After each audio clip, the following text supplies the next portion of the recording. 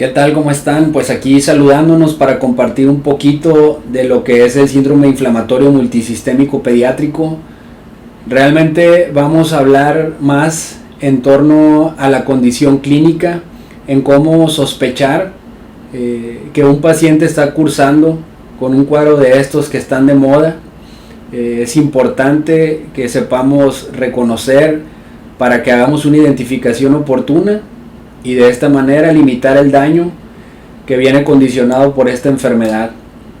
Si bien muchas asociaciones, muchas páginas se han dedicado a hablar al respecto, pues me parece importante que también facilitemos información de este tema en esta página, ya que uno de los principales objetivos de haber creado esta página pues es compartir un poquito del conocimiento actual, un poquito de experiencias en las cuales, basados en evidencia, se ha logrado llevar a cabo el manejo adecuado y oportuno. Entonces vamos a hablar un poquito de esto. Espero les sea de utilidad para todos aquellos que se encuentran en contacto con el paciente pediátrico, desde personal de enfermería, médicos generales, estudiantes, internos, todo aquel que se encuentre en contacto con el paciente pediátrico potencialmente crítico, debido a que la intención es que detectemos de manera oportuna todos estos cuadros, podamos tener mejores evoluciones, mejores pronósticos y canalizarlo al servicio adecuado en el tiempo adecuado también. Entonces vamos a apoyar esta plática en múltiples bibliografías. Nunca vamos a hablar de experiencias nada más, sino todo lo que mencionemos aquí va a estar basado en la evidencia actual. Bueno, pues vamos a empezar por definir el panorama actual. El COVID es una realidad. La infección por SARS-CoV-2 está matando a la gente. No se ha acabado ni se va a acabar pronto. Estas son las estadísticas al día de hoy, 30 de septiembre. Y bueno, como podemos ver, las defunciones siguen siendo bastante significativas. Llevamos alrededor de 1.009.593 pacientes fallecidos. Bueno, es un número nada despreciable. Si bien en la población de pacientes pediátricos tiende a ser no tan común el desenlace fatal, sí se ha venido reportando desde el mes de abril y mayo casos graves de infecciones asociadas a SARS-CoV-2. Entonces es importante que conozcamos este panorama. Aquí podemos ver esta gráfica en la cual se encuentra distribuida por grupos de edad, y podemos ver cómo sí representa el sector menos afectado de la población, pero es importante que sepamos que el porcentaje de defunciones que ocasiona con respecto al número de enfermos equivale al porcentaje de pacientes adultos fallecidos por un cuadro grave de enfermedad por SARS-CoV-2. Entonces hay que tenerlo en cuenta a la hora de sospechar, ¿no?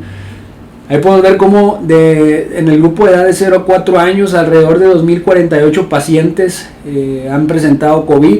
De 5 a 9 años 1.675, de 10 a 14 años 2.705 y de 15 a 19 años 6.301.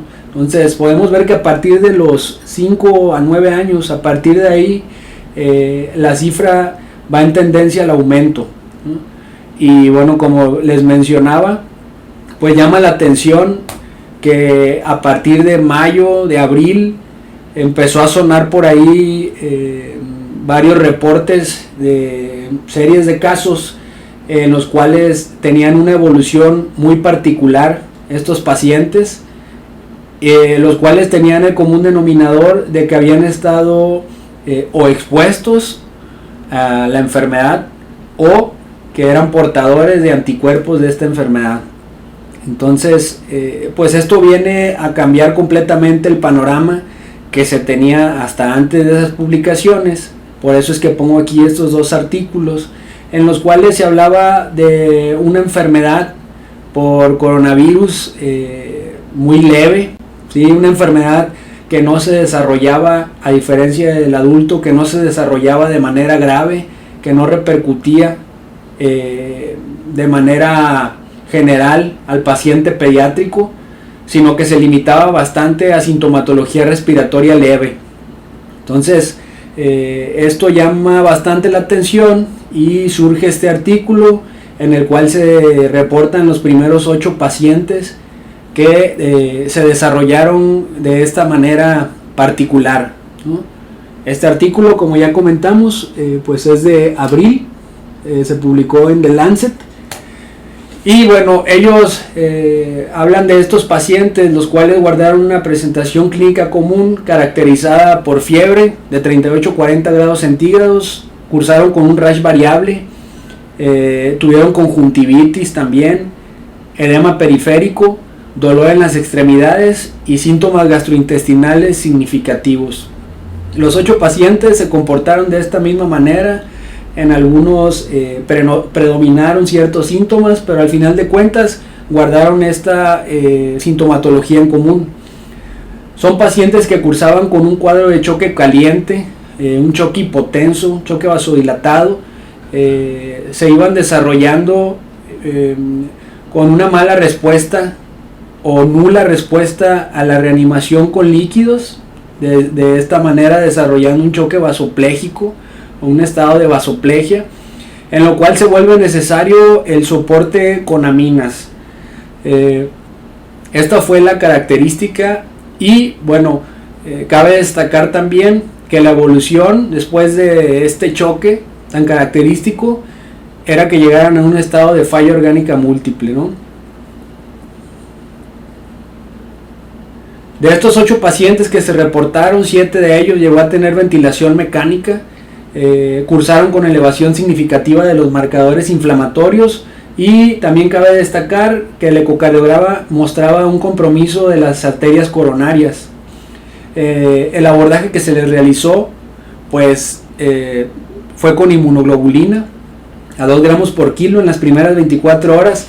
Aquí señalo en mayúsculas la palabra aparente porque no hay una prueba, una evidencia palpable de que la respuesta haya sido por la inmunoglobulina. Es decir, estos son series de casos, son reportes de casos en los cuales no es posible hacer, o no se hizo más bien un análisis inferencial, entonces no podemos generalizar esta información. Por eso es posible que hayan respondido a la inmunoglobulina. Asimismo, cursaron con cobertura de antibiótico. Al ser abordado como un choque séptico de manera inicial, se le dio el beneficio de encontrarse cubierto con ceftriaxona y clindamicina y una terapia antiagregante plaquetaria con aspirina a 50 miligramos por kilo. 7 de 8 pacientes fueron egresados en un lapso de 4 a 6 días y bueno, uno de ellos lamentablemente estuvo en circulación extracorpórea y finalmente falleció.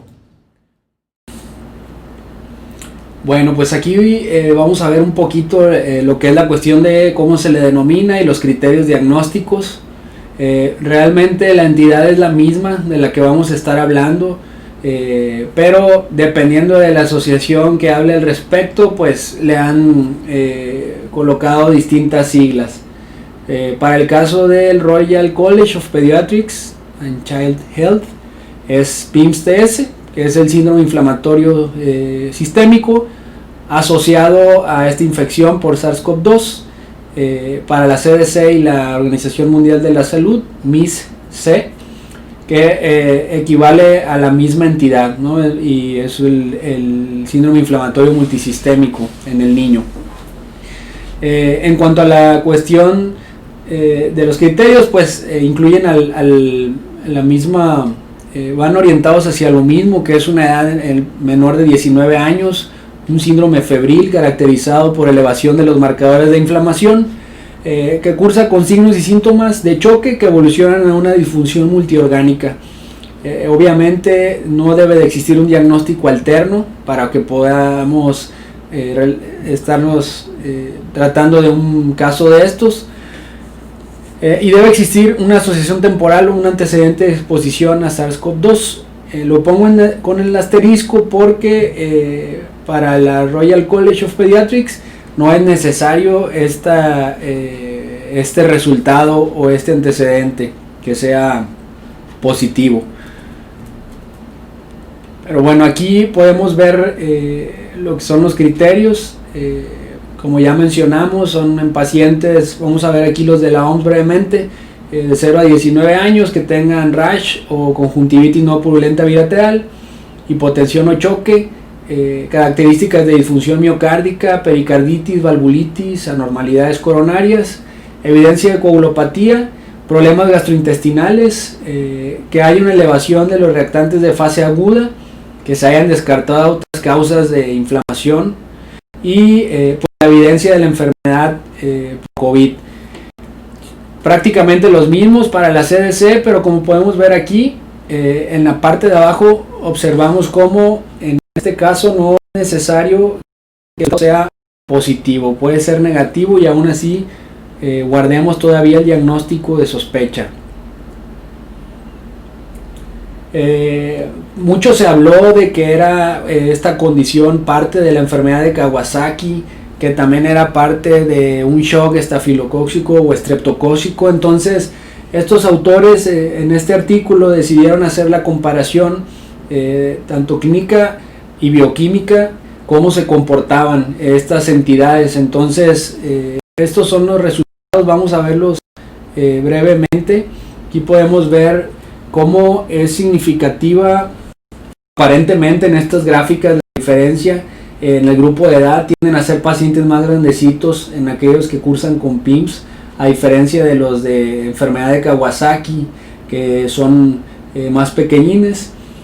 Hay una diferencia también notoria en el conteo de linfocitos. De hecho, la bibliografía nos menciona que los pacientes con PIMS tienen una neutrofilia importante y una linfopenia importante, y de hecho se ha visto una asociación a mortalidad y a morbilidad cuanto más amplia es esta neutrofilia y linfopenia.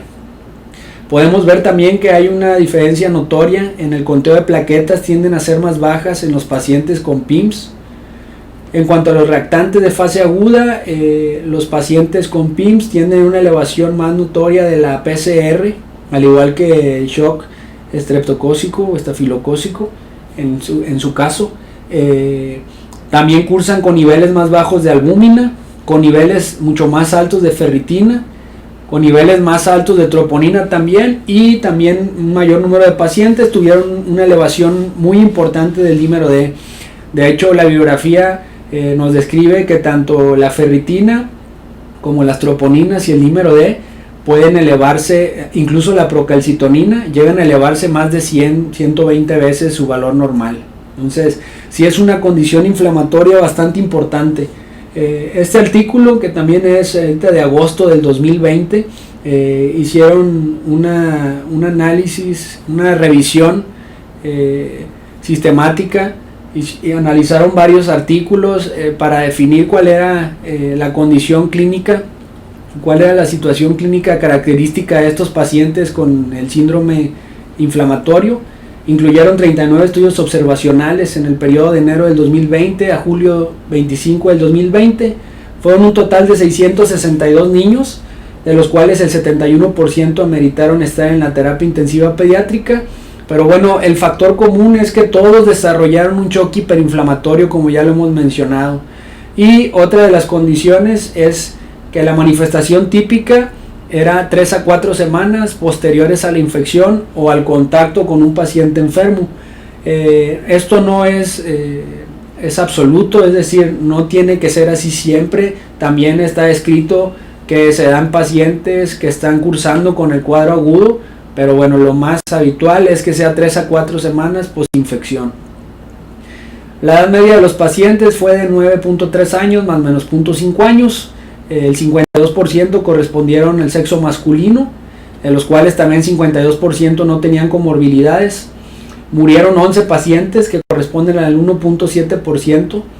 El 34.8% eran africanoamericanos, afrocaribeños y africanos, y esto también llamó la atención al predominar esta raza en los pacientes afectados. Un 50.8% eran obesos, lo cual al igual que en el paciente adulto, se ha visto que tienden a ser afectados más grave por el COVID. Hay varias hipótesis, desde los receptores para la angiotensina hasta el estado de obesidad. Puede ser una condición inflamatoria crónica que también puede hacer que sea más propenso a una evolución difícil. Se confirmaron positivos con PCR 84.7% de los pacientes, y la estancia hospitalaria fue de 7.9 más menos 0.6 días. Aquí podemos ver, ahora sí entrando de lleno a lo que es el cuadro clínico, cómo el 100% de los pacientes cursaron con fiebre. Aquí lo marqué con las líneas rojas. También un 74% de los pacientes tuvieron dolor abdominal y diarrea, y un 68% vómito. Cabe destacar que también hay varias hipótesis sobre la patogenia que posteriormente tocaremos, pero algunas de ellas proponen que esta replicación viral se da en el tracto gastrointestinal. Entonces, por eso estos pacientes pueden evolucionar con este dolor severo. Incluso la bibliografía reporta casos de sospecha de apendicitis en estos cuadros, y otros tanto incluso que fueron sometidos a cirugía, en los cuales se encontró que tenían adenitis mesentérica. Entonces esto apoya un poquito esa patogénesis del SARS-CoV-2 y su replicación en el tracto gastrointestinal. Menos común, pero también con un porcentaje nada despreciable, la conjuntivitis en un 52%, y el rash generalizado en un 56%. Todos los demás signos y síntomas que observamos ahí también los podemos observar, pero bueno, parecen ser más representativos estos que les acabo de enumerar. Por otro lado, en cuanto a la cuestión bioquímica, en cuanto a la cuestión hematológica, observamos lo que platicábamos hace ratito, cómo tienden a cursar con neutrofilia y linfopenia muy notoria, y por otro lado la PCR elevarse bastante hasta 160 más menos 7, la ferritina hasta 977 más menos 55, y la procalcitonina 30.5 más menos 2.1, siendo valores bastante alejados de la normalidad, que si bien también en otras condiciones se elevan, pues aquí secundario a esta tormenta de citocinas está mucho más allá de lo que lo podemos ver en otras condiciones patológicas. En cuanto a los marcadores cardíacos, las troponinas se elevan hasta 500 prácticamente, el péptido natriurético cerebral 3604 más menos 352, y el BPN también lo vemos bastante elevado, ¿no? Hasta 5854 más menos 743, cuando su valor basal es de alrededor de 450. Entonces, pues es una condición inflamatoria caracterizada por una evolución inminente hacia la falla orgánica múltiple, que de no hacer una intervención adecuada y de no modular esta respuesta inmune, nos va a llevar a la muerte. Entonces, pues es importante que conozcamos cómo se desarrolla esta enfermedad, cómo se manifiesta, cómo podemos sospechar, para de esa manera detectarlo y intervenirlo de una manera oportuna. Estos son los resultados de pacientes que cursaron con este síndrome inflamatorio. Podemos ver en cuanto a porcentajes que un 73% aproximadamente ameritaron terapia intensiva. 60% de ellos se desarrollaron con un cuadro de choque, alrededor del 50% requirieron agentes vasoactivos, alrededor de 40% terapia respiratoria invasiva, tuvieron una radiografía normal alrededor del 30%, y alrededor del 22% requirieron ventilación mecánica. desarrollaron falla renal un 16%, un 7% tuvieron ventilación no invasiva y un soporte con circulación extracorpórea alrededor de un 4% con un 1.7% de muertes, como ya lo habíamos platicado.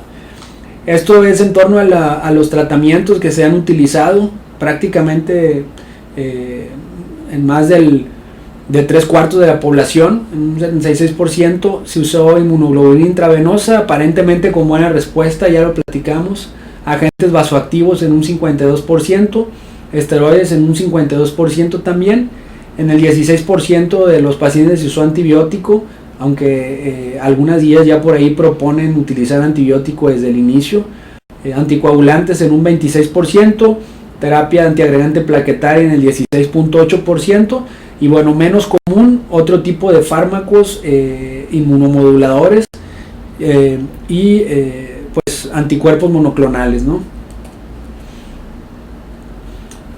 Aquí podemos ver también en este gráfico cómo tiende a ser la enfermedad por COVID contra el síndrome inflamatorio asociado también a este virus.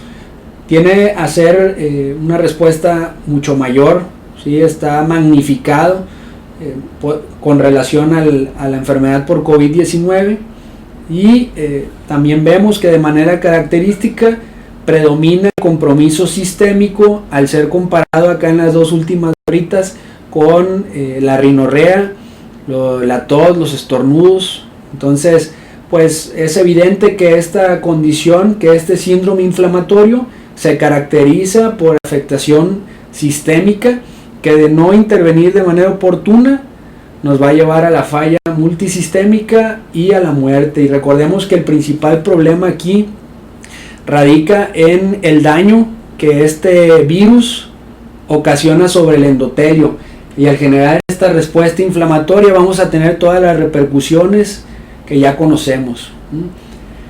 Pues aquí una vez más les pongo esta gráfica para finalizar, en los cuales habla un poquito de los marcadores de laboratorio que podemos ver alterados en la enfermedad por COVID y en el síndrome inflamatorio multisistémico, ¿no? Como ya mencionamos, de manera característica cursa con neutrofilia, linfopenia, un compromiso no tan marcado de las plaquetas. Podemos tener también presencia o no de lesión renal, tiende a ser un poquito más marcada en el PIMS. De hecho, ya es bien conocido que también el paciente adulto va a cursar con compromiso renal importante. En cuanto a los marcadores inflamatorios, pues es evidente que tanto la PCR como la ferritina, la procalcitonina, la lactato deshidrogenasa, las enzimas musculares, la interleucina 6 van a estar mucho más elevadas en el paciente con este síndrome inflamatorio, y bueno, también pueden o no cursar con coagulopatía, ¿no? Esto es un poquito de lo que es la clínica, de cómo podemos sospechar ante los hallazgos clínicos durante la exploración y durante los estudios de laboratorio y gabinete, para que nosotros podamos hacer una detección oportuna, involucrar a los especialistas pertinentes en el tratamiento de esta condición, que la clave del éxito justamente en el tratamiento de ellas pues es este manejo integral. No es cuestión de un solo especialista, de 2 o 3 especialistas, sino la clave del éxito de estos pacientes es que se involucre el número adecuado de especialistas y la especialidad pertinente para cada uno de los compromisos que puede desarrollar estos pacientes con enfermedad complicada por SARS-CoV-2, ¿no? Espero que sea de bastante utilidad, y cualquier duda que podamos atender o facilitar a partir de estos recursos, pues intentaremos abordarla por este medio. Muchos saludos.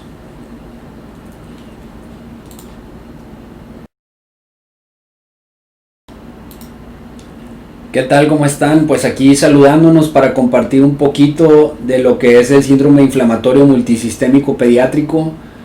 Realmente vamos a hablar más en torno a la condición clínica, en cómo sospechar que un paciente está cursando con un cuadro de estos que están de moda. Es importante que sepamos reconocer para que hagamos una identificación oportuna y de esta manera limitar el daño que viene condicionado por esta enfermedad.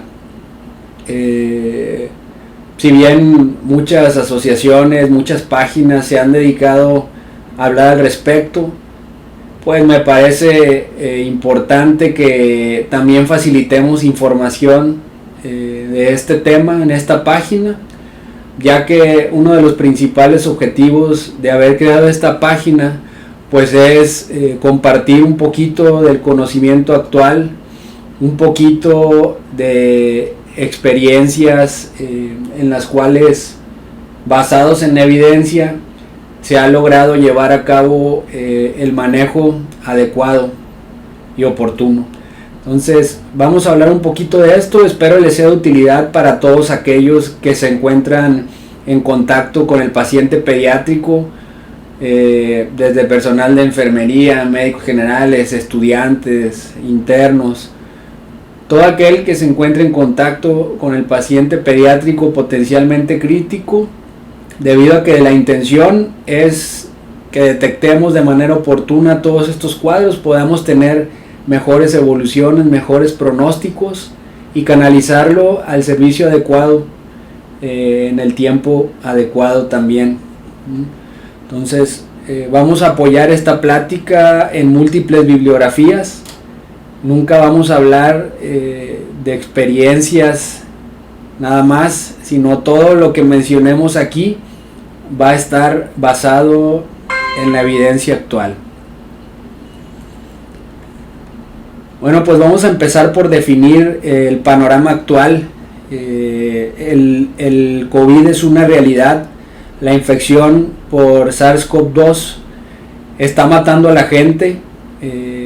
No se ha acabado ni se va a acabar pronto. Estas son las estadísticas al día de hoy, 30 de septiembre. Y bueno, como podemos ver, las defunciones siguen siendo bastante significativas. Llevamos alrededor de 1.009.593 pacientes fallecidos. Bueno, es un número nada despreciable. Si bien en la población de pacientes pediátricos tiende a ser no tan común el desenlace fatal, sí se ha venido reportando desde el mes de abril y mayo casos graves de infecciones asociadas a SARS-CoV-2. Entonces es importante que conozcamos este panorama. Aquí podemos ver esta gráfica en la cual se encuentra distribuida por grupos de edad, y podemos ver cómo sí representa el sector menos afectado de la población, pero es importante que sepamos que el porcentaje de defunciones que ocasiona con respecto al número de enfermos equivale al porcentaje de pacientes adultos fallecidos por un cuadro grave de enfermedad por SARS-CoV-2. Entonces hay que tenerlo en cuenta a la hora de sospechar, ¿no? Ahí podemos ver cómo en el grupo de edad de 0 a 4 años alrededor de 2.048 pacientes han presentado COVID. De 5 a 9 años 1.675, de 10 a 14 años 2.705 y de 15 a 19 años 6.301. Entonces podemos ver que a partir de los 5 a 9 años, a partir de ahí la cifra va en tendencia al aumento, ¿no? Y bueno, como les mencionaba, pues llama la atención que a partir de mayo, de abril, empezó a sonar por ahí varios reportes de series de casos en los cuales tenían una evolución muy particular estos pacientes, los cuales tenían el común denominador de que habían estado o expuestos a la enfermedad o que eran portadores de anticuerpos de esta enfermedad. Entonces pues esto viene a cambiar completamente el panorama que se tenía hasta antes de esas publicaciones. Por eso es que pongo aquí estos dos artículos en los cuales se hablaba de una enfermedad por coronavirus muy leve, ¿sí? Una enfermedad que no se desarrollaba, a diferencia del adulto, que no se desarrollaba de manera grave, que no repercutía de manera general al paciente pediátrico, sino que se limitaba bastante a sintomatología respiratoria leve. Entonces, esto llama bastante la atención y surge este artículo en el cual se reportan los primeros 8 pacientes que se desarrollaron de esta manera particular, ¿no? Este artículo, como ya comentamos, pues es de abril, se publicó en The Lancet. Y bueno, ellos hablan de estos pacientes, los cuales guardaron una presentación clínica común caracterizada por fiebre de 38-40 grados centígrados, cursaron con un rash variable, tuvieron conjuntivitis también, edema periférico, dolor en las extremidades y síntomas gastrointestinales significativos. Los 8 pacientes se comportaron de esta misma manera. En algunos predominaron ciertos síntomas, pero al final de cuentas guardaron esta sintomatología en común. Son pacientes que cursaban con un cuadro de choque caliente, un choque hipotenso, choque vasodilatado, se iban desarrollando con una mala respuesta o nula respuesta a la reanimación con líquidos, de esta manera desarrollando un choque vasopléjico, un estado de vasoplegia, en lo cual se vuelve necesario el soporte con aminas. Esta fue la característica y bueno, cabe destacar también que la evolución después de este choque tan característico era que llegaran a un estado de falla orgánica múltiple, ¿no? De estos 8 pacientes que se reportaron, 7 de ellos llegó a tener ventilación mecánica, cursaron con elevación significativa de los marcadores inflamatorios y también cabe destacar que el ecocardiograma mostraba un compromiso de las arterias coronarias. El abordaje que se les realizó pues fue con inmunoglobulina a 2 gramos por kilo en las primeras 24 horas. Aquí señalo en mayúsculas la palabra aparente porque no hay una prueba, una evidencia palpable de que la respuesta haya sido por la inmunoglobulina. Es decir, estos son series de casos, son reportes de casos en los cuales no es posible hacer, o no se hizo más bien un análisis inferencial, entonces no podemos generalizar esta información. Por eso es posible que hayan respondido a la inmunoglobulina. Asimismo, cursaron con cobertura de antibiótico. Al ser abordado como un choque séptico de manera inicial, se le dio el beneficio de encontrarse cubierto con ceftriaxona y clindamicina y una terapia antiagregante plaquetaria con aspirina a 50 miligramos por kilo. 7 de 8 pacientes fueron egresados en un lapso de 4 a 6 días y bueno, uno de ellos lamentablemente estuvo en circulación extracorpórea y finalmente falleció. Bueno, pues aquí vamos a ver un poquito lo que es la cuestión de cómo se le denomina y los criterios diagnósticos. Realmente la entidad es la misma de la que vamos a estar hablando, pero dependiendo de la asociación que hable al respecto, pues le han colocado distintas siglas. Para el caso del Royal College of Pediatrics and Child Health es PIMS-TS, que es el síndrome inflamatorio sistémico asociado a esta infección por SARS-CoV-2. Para la CDC y la Organización Mundial de la Salud, MIS-C, que equivale a la misma entidad, ¿no? Y es el síndrome inflamatorio multisistémico en el niño. En cuanto a la cuestión de los criterios, pues incluyen la misma, van orientados hacia lo mismo, que es una edad menor de 19 años, un síndrome febril caracterizado por elevación de los marcadores de inflamación, que cursa con signos y síntomas de choque que evolucionan a una disfunción multiorgánica. Obviamente no debe de existir un diagnóstico alterno para que podamos estarnos tratando de un caso de estos, y debe existir una asociación temporal o un antecedente de exposición a SARS-CoV-2. Lo pongo con el asterisco porque para la Royal College of Pediatrics no es necesario este resultado o este antecedente que sea positivo. Pero bueno, aquí podemos ver lo que son los criterios. Como ya mencionamos, son en pacientes, vamos a ver aquí los de la OMS brevemente, de 0 a 19 años que tengan rash o conjuntivitis no purulenta bilateral, hipotensión o choque, características de disfunción miocárdica, pericarditis, valvulitis, anormalidades coronarias, evidencia de coagulopatía, problemas gastrointestinales, que hay una elevación de los reactantes de fase aguda, que se hayan descartado otras causas de inflamación y la evidencia de la enfermedad COVID. Prácticamente los mismos para la CDC, pero como podemos ver aquí, en la parte de abajo observamos cómo en este caso no es necesario que sea positivo, puede ser negativo y aún así guardemos todavía el diagnóstico de sospecha.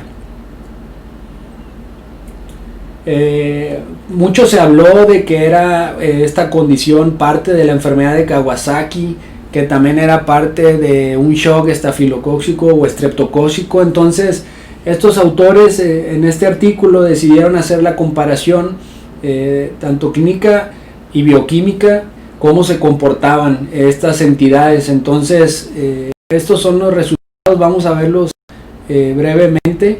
Aquí podemos ver cómo es significativa aparentemente en estas gráficas la diferencia en el grupo de edad. Tienden a ser pacientes más grandecitos en aquellos que cursan con PIMS, a diferencia de los de enfermedad de Kawasaki, que son más pequeñines. Hay una diferencia también notoria en el conteo de linfocitos. De hecho, la bibliografía nos menciona que los pacientes con PIMS tienen una neutrofilia importante y una linfopenia importante, y de hecho se ha visto una asociación a mortalidad y a morbilidad cuanto más amplia es esta neutrofilia y linfopenia. Podemos ver también que hay una diferencia notoria en el conteo de plaquetas, tienden a ser más bajas en los pacientes con PIMS. En cuanto a los reactantes de fase aguda, los pacientes con PIMS tienen una elevación más notoria de la PCR, al igual que el shock estreptocócico o estafilocócico en su caso. También cursan con niveles más bajos de albúmina, con niveles mucho más altos de ferritina, con niveles más altos de troponina también, y también un mayor número de pacientes tuvieron una elevación muy importante del dímero D. De hecho, la bibliografía nos describe que tanto la ferritina como las troponinas y el dímero D pueden elevarse, incluso la procalcitonina, llegan a elevarse más de 120 veces su valor normal. Entonces, sí es una condición inflamatoria bastante importante. Este artículo, que también es de agosto del 2020, hicieron un análisis, una revisión sistemática y analizaron varios artículos para definir cuál era la condición clínica, cuál era la situación clínica característica de estos pacientes con el síndrome inflamatorio. Incluyeron 39 estudios observacionales en el periodo de enero del 2020 a julio 25 del 2020. Fueron un total de 662 niños, de los cuales el 71% ameritaron estar en la terapia intensiva pediátrica. Pero bueno, el factor común es que todos desarrollaron un choque hiperinflamatorio, como ya lo hemos mencionado. Y otra de las condiciones es que la manifestación típica era 3 a 4 semanas posteriores a la infección o al contacto con un paciente enfermo.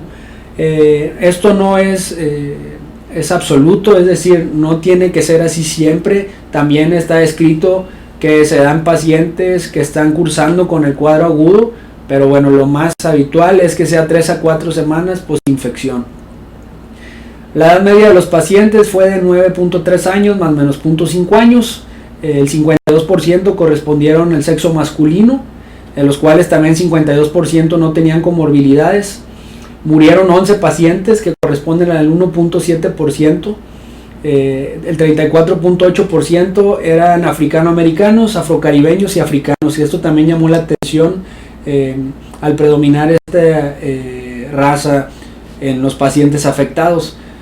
Un 50.8% eran obesos, lo cual al igual que en el paciente adulto, se ha visto que tienden a ser afectados más grave por el COVID. Hay varias hipótesis, desde los receptores para la angiotensina hasta el estado de obesidad.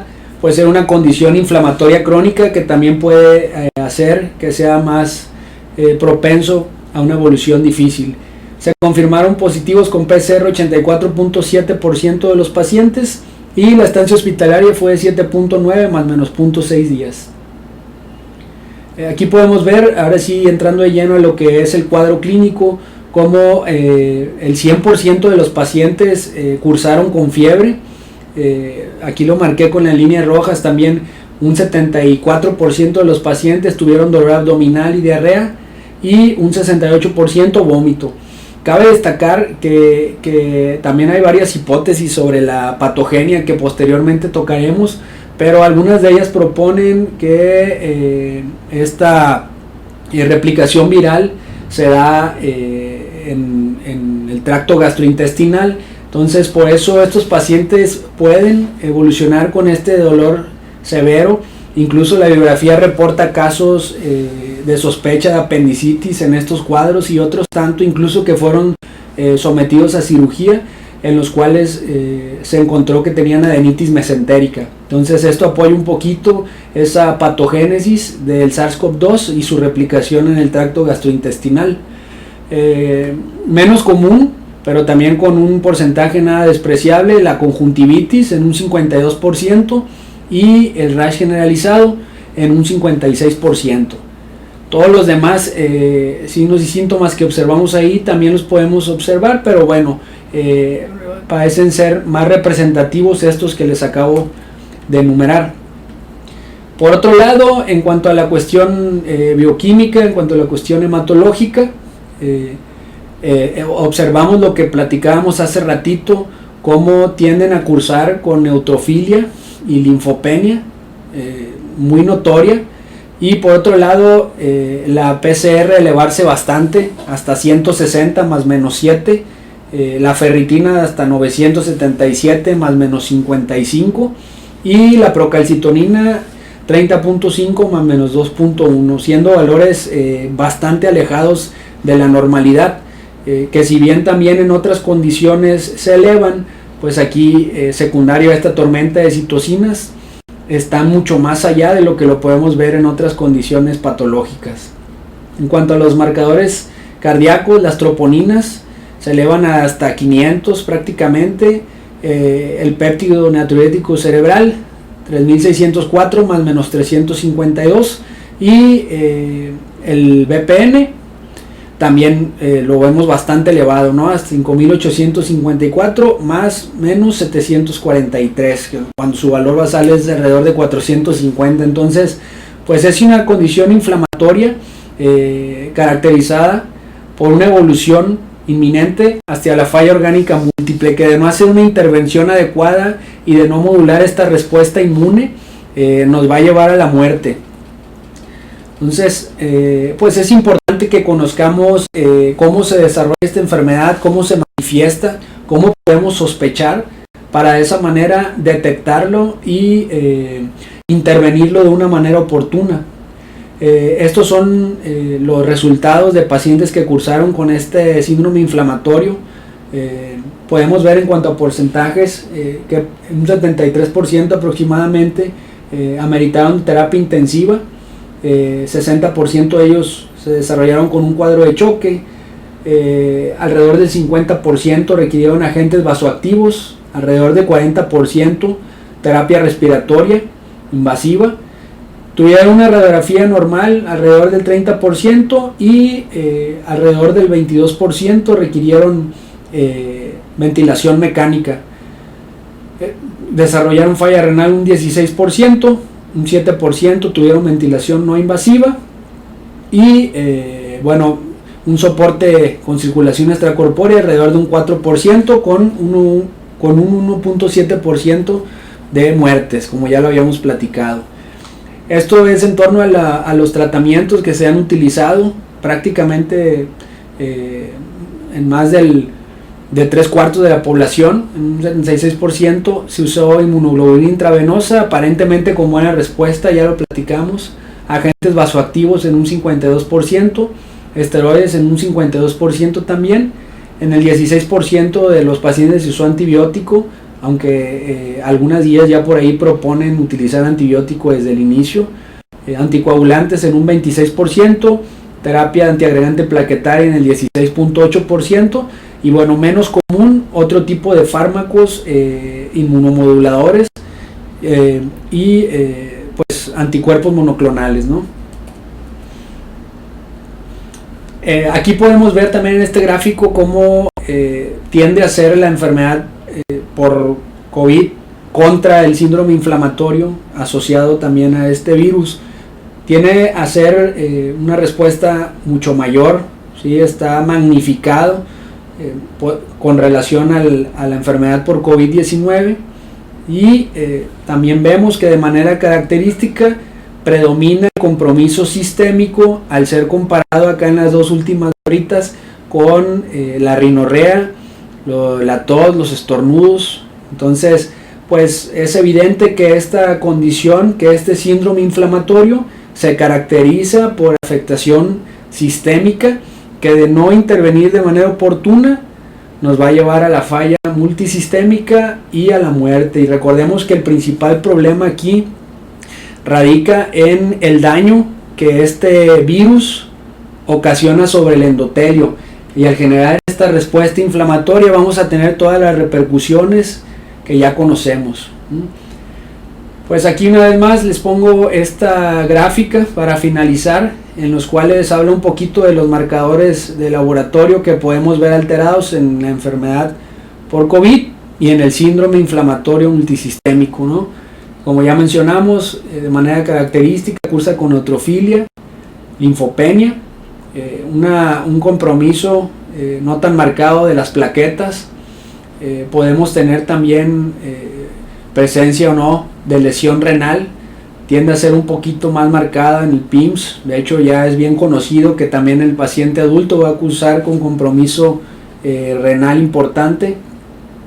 En cuanto a los marcadores inflamatorios, pues es evidente que tanto la PCR como la ferritina, la procalcitonina, la lactato deshidrogenasa, las enzimas musculares, la interleucina 6 van a estar mucho más elevadas en el paciente con este síndrome inflamatorio.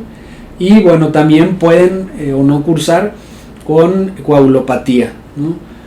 Esto es un poquito de lo que es la clínica, de cómo podemos sospechar ante los hallazgos clínicos durante la exploración y durante los estudios de laboratorio y gabinete, para que nosotros podamos hacer una detección oportuna, involucrar a los especialistas pertinentes en el tratamiento de esta condición, que la clave del éxito justamente en el tratamiento de ellas pues es este manejo integral.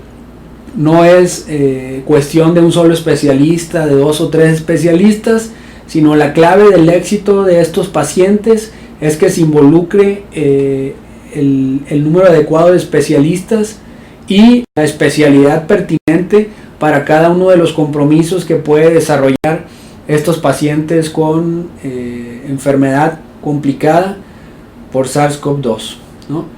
Espero que sea de bastante utilidad, y cualquier duda que podamos atender o facilitar a partir de estos recursos, pues intentaremos abordarla por este medio. Muchos saludos.